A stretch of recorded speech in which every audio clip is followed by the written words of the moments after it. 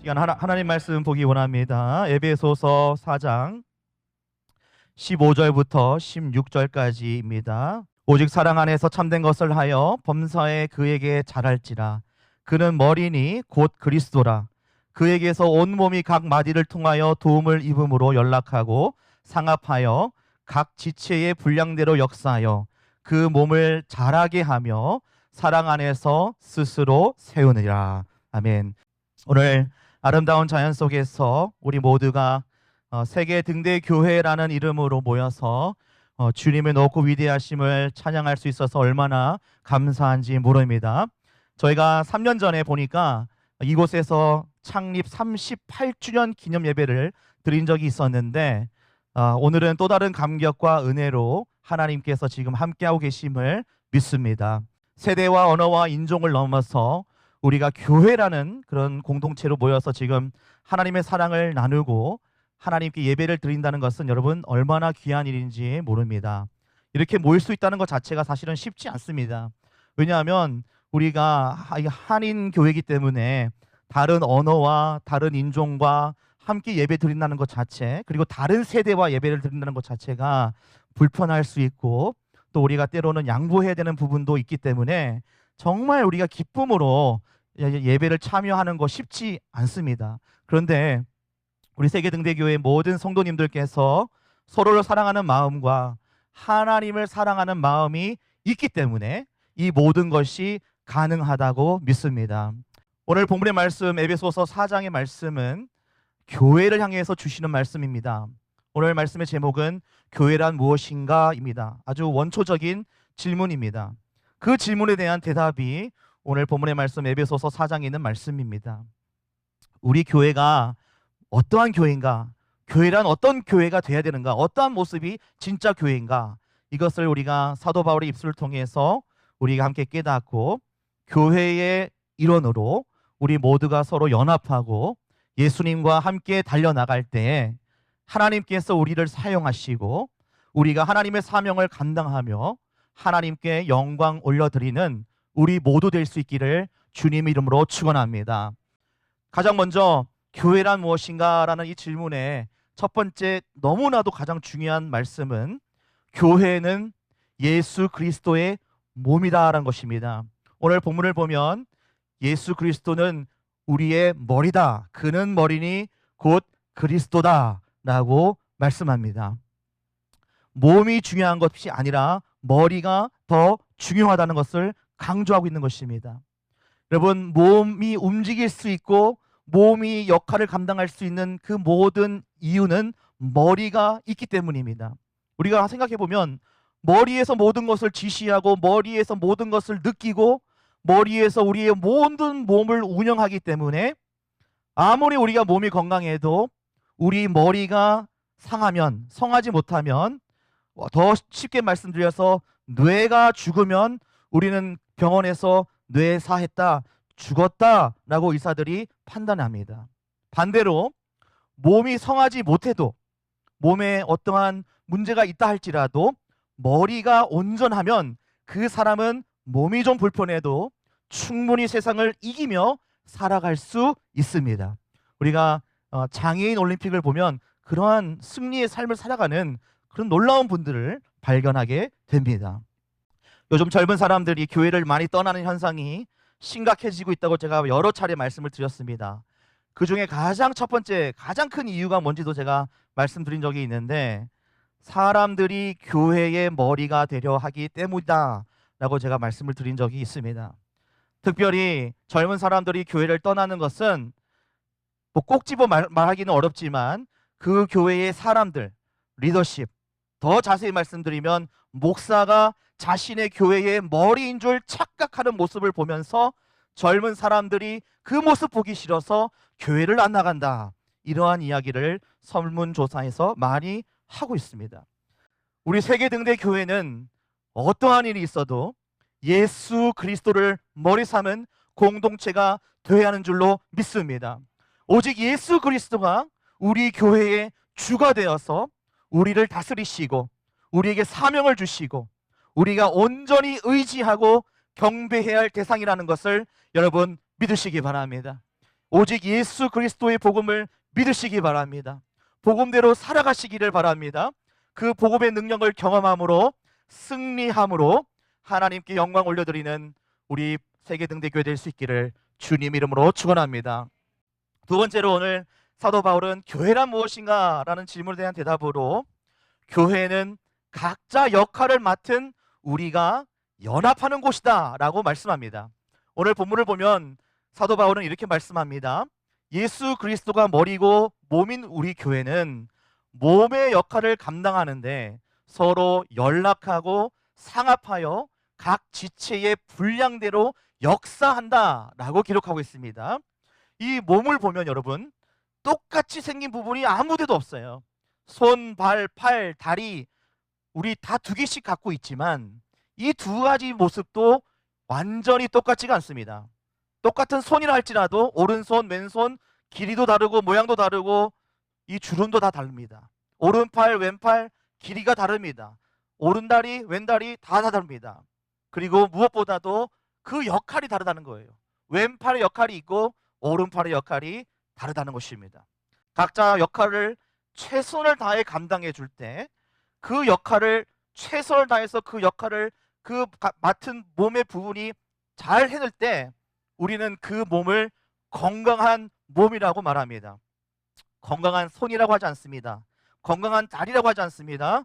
건강한 몸이라고 얘기합니다. 손이 건강한데 여러분 발이 아프시면 그 사람을 건강하다라고 하지 않습니다. 손이 아무리 건강해도 발이 아프면 환자라고 얘기합니다. 왜냐하면 몸은 하나이기 때문이에요.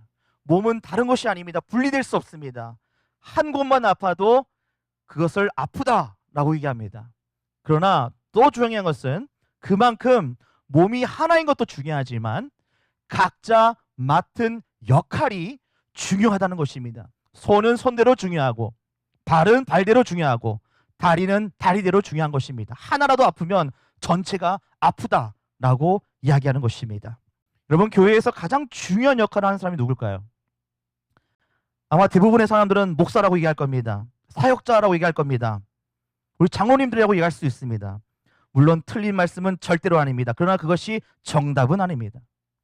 목사가 하는 역할이 눈에 더 드러나고 더 보일 뿐이지 다른 누구보다도 그 역할이 중요한 것은 절대로 아닙니다. 장로님, 권사님, 집사님, 그리고 형제님, 자매님의 역할도 동일하게 중요합니다.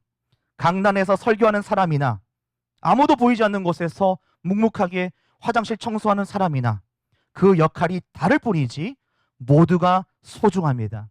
왜냐하면 우리는 예수 그리스도를 머리 삼은 한 몸이기 때문입니다. 손이 발더러 너는 가치가 없어, 내가 더 중요해, 여러분 그런 얘기를 할 수 없다는 것입니다. 그렇다면 여러분 오늘 우리가 깨닫고 찾아야 될 것은 뭐냐면 나의 역할이 무엇일까라는 것입니다. 여러분 이것이 매우 중요합니다. 오늘 이 야외 예배를 통해서 우리가 교회로 모였는데 이 교회에서 나의 역할이 뭘까? 여러분 혹시 그걸 생각해 보신 적이 있으신지요?